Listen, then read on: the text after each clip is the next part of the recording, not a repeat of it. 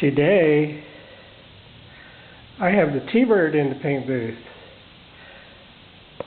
And this has been pretty common since summer. Everybody's got me booked up, so this is Roger's turn in the paint booth.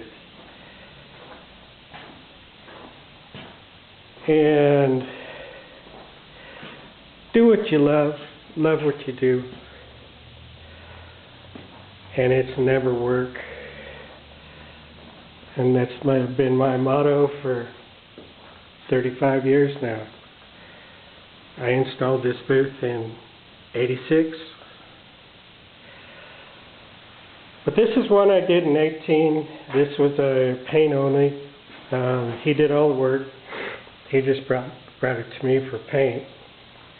And when he put it back together, he chipped the nose of the hood.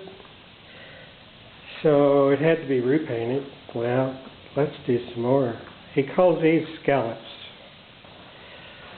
So we're going to put red in the areas that it got chipped.